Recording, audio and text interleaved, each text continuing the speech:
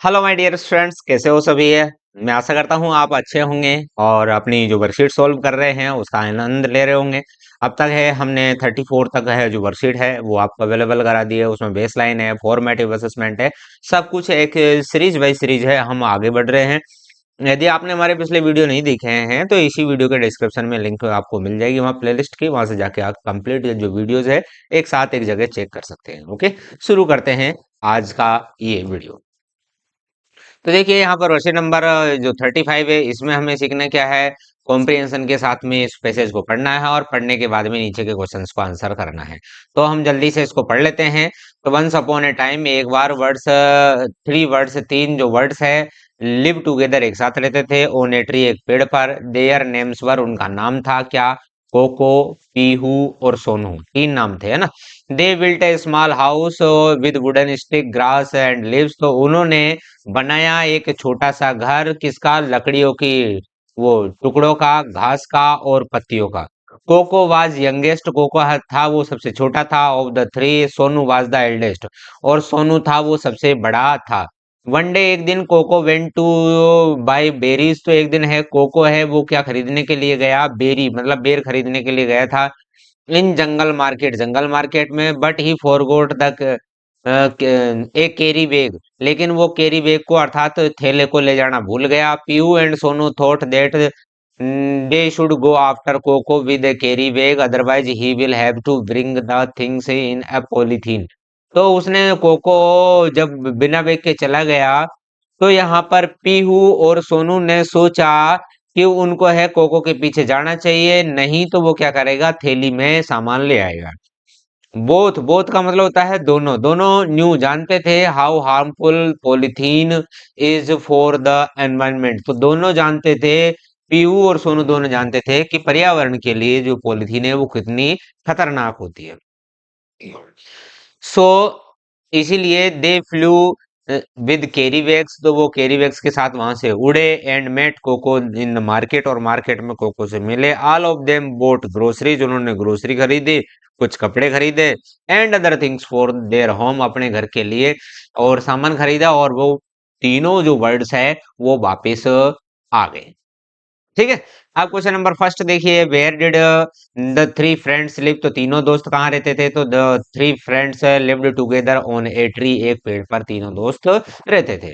Next है, what did they built their house with, उन्होंने जो अपना घर है वो किससे बनाया, तो हम लिख देंगे with wooden stick, grass and leaves. Okay.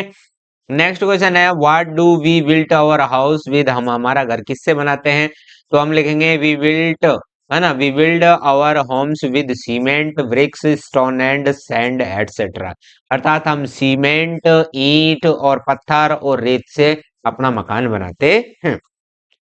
Next, what did three friends buy from jungle market, जो जंगल मार्केट से उन्होंने क्या खरीदा, तो groceries, clothes and other things. ठीक है।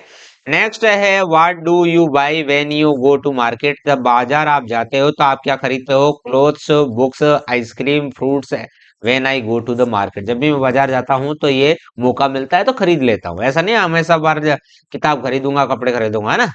आगे देखिए, how do you bring the things from the market, तो आप बाजार से चीज कैसे लाते हो, तो I bring things from the market in bag, में है बैग में लाता हूँ, पॉलिथीन में नहीं लाता हूँ। तो आपको भी है कोशिश ये करनी चाहिए कि पॉलिथीन में ना लाए, है ना। अब होता क्या है, हम बाजार में जाते हैं तो सब्जी मंडी में वो सब्जी है, लौकी भी पॉलीथीन में दे देता है, उसमें फिर धनिये के लिए अलग पॉलीथीन देता है, फिर मिर्ची के लिए अलग पॉलीथीन देता है।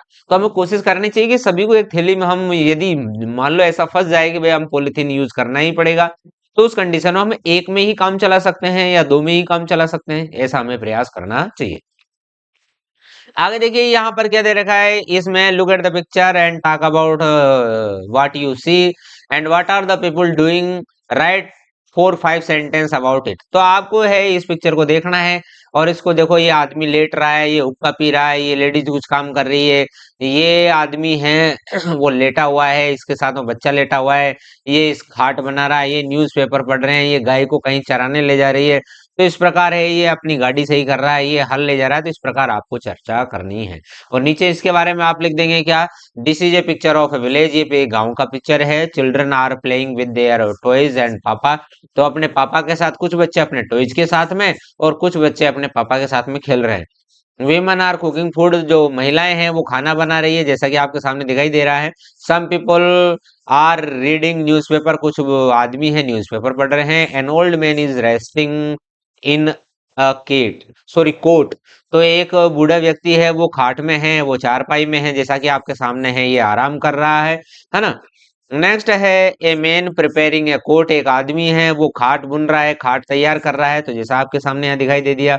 नेक्स्ट है a farmer has a plough on his shoulder, तो एक किसान के कंधे पर क्या है, एक हल है, जैसा कि आपको यहाँ दिखाई दे रहा है। ओके, तो इस प्रकार माय डियर स्टूडेंट्स, आपकी जो वर्कशीट है वो कंप्लीट होती है। अब बढ़ते हैं हम वर्कशीट नंबर 37 की तरफ।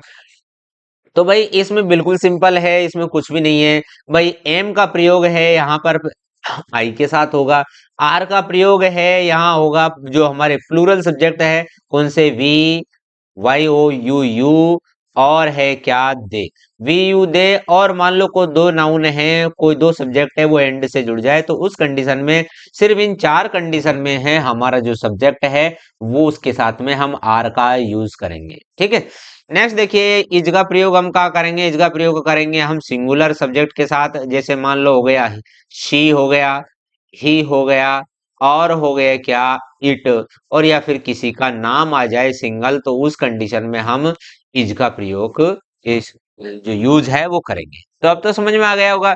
तो हमें देखिए पूरा पढ़ने की जरूरत नहीं, फटाफट से आप समझिए। प्रकाश सिंगल है, इज, आई के साथ एम, ठीक है। ऐसे ही है, क्या नाम है, मदर सिंगल है, इज, वी प्लूरल है, आर, आई है, आई के साथ हमेशा एम। नेक्स्ट है ब्रदर्स, भाई, वो प्लूरल हो गया तो आर, सी सिंगुलर तो इज, और यहाँ पर दिखाई दे रहा हंटर सिंगुलर है तो इज, आई के साथ में ओके। तो इस प्रकार आपकी जो वर्कशीट है, वर्कशीट नंबर 35, 6, 7 कंप्लीट होती है। थैंक यू वेरी मच, एक नई वीडियो में फिर मिलते हैं, तब तक के लिए जय हिंद, वंदे मातरम।